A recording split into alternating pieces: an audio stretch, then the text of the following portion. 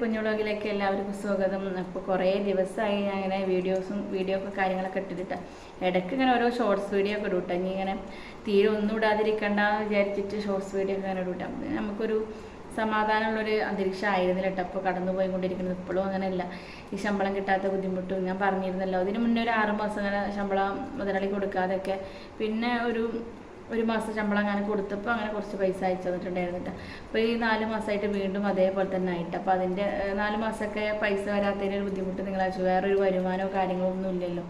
ഈ ഒരു പൈസ മാത്രം ആശ്രയിച്ചിട്ടാണല്ലോ നമ്മൾ ജീവിക്കുന്നത്.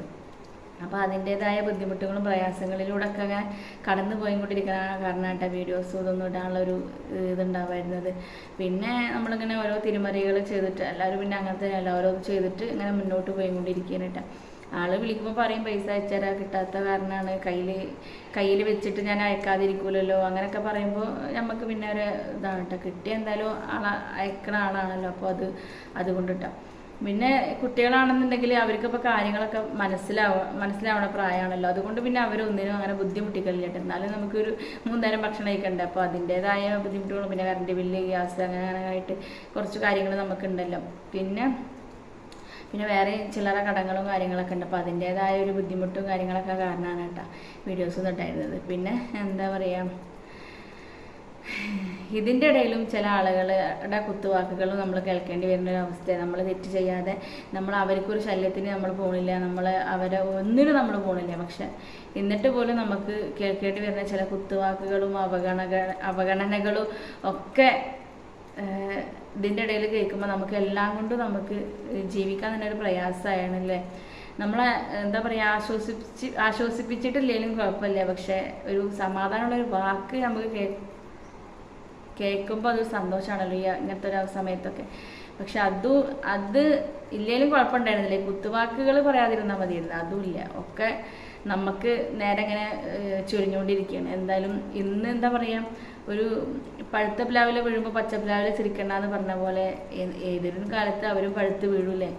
എന്നും ഇങ്ങനെ നമ്മൾ മാത്രമല്ലല്ലോ, പടച്ചോനെ എന്നും ഒരേപോലെ ആക്കൂലല്ലോ എന്ന് വിചാരിച്ചിട്ട് ഇങ്ങനെ മുന്നോട്ട് പോകാനായിട്ട്. അപ്പോൾ ഇത് നിങ്ങളോടൊന്ന് സംസാരിക്കണം തോന്നിയോണ്ടാട്ടത് നിങ്ങളോടൊന്ന് പറഞ്ഞത്. പിന്നെ ഇതിലാളുകളുണ്ട് നമ്മളോട് അടുത്ത് കൂടിയിട്ട് അവർക്ക് പിന്നെ വേണ്ട സഹായങ്ങളൊക്കെ നമ്മൾ ചെയ്തു കൊടുക്കും. പക്ഷേ പിന്നീട് അവരെ സഹായങ്ങളൊക്കെ ലഭിച്ച് അവരതൊക്കെ ശരിയായി കണ്ടാൽ പിന്നെ ഒരു അകൽച്ച കാണിക്കും. പിന്നെ നമ്മളോട് അടുത്ത് തന്നെ അവർക്ക് നഷ്ടമാണല്ലോ വരാൻ പോകണം. അതുകൊണ്ട് പിന്നെ അവർ അകൽച്ച കാണിക്കും. നമ്മൾ പിന്നെ അവരോട് എന്തെങ്കിലും കട ചോദിച്ചാലോ അങ്ങനെയൊക്കെ വിചാരിച്ചിട്ടാവായിരിക്കാം.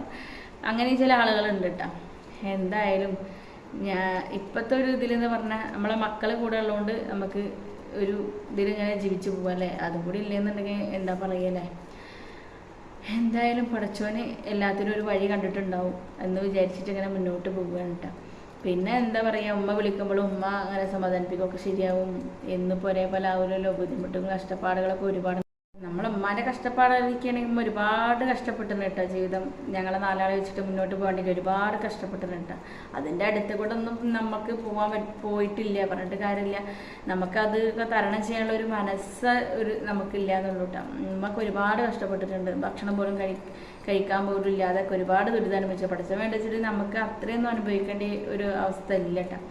ഈ ഒരു ശമ്പളം കിട്ടാത്തതിൻ്റെ ഒരു ബുദ്ധിമുട്ടും കാര്യങ്ങളും മാത്രമേ ഉള്ളൂ കേട്ടോ. അതൊക്കെ പഠിച്ചോ നീക്കി തരും. അപ്പോൾ ഉമ്മ അതൊക്കെ പറഞ്ഞിട്ട് സമാധാനിപ്പിക്കട്ടെ. അതൊന്നും ഒരു കഷ്ടപ്പാടല്ല.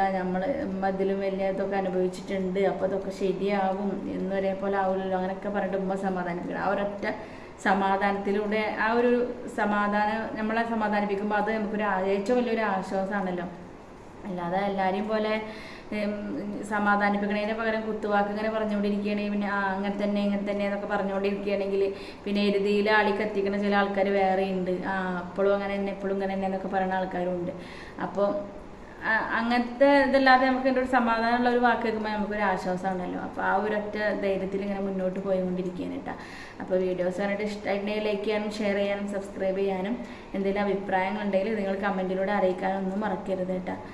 എന്താ പറയുക, സ്കിപ്പ് ചെയ്യാതെ മുഴുവനായിട്ട് കാണാൻ ശ്രമിക്കണം. എന്നാലാണ് നമ്മൾ വീഡിയോ നിങ്ങൾ കണ്ടിട്ട് ഒരു കാര്യമുള്ളൂ കേട്ടോ. എന്തെങ്കിലും ഷെയർ ചെയ്യാൻ പറ്റുമെങ്കിൽ ഒന്ന് ഷെയർ ചെയ്യാനും ശ്രമിക്കണം. അപ്പോൾ എല്ലാവർക്കും അസ്സലാമു അലൈക്കും.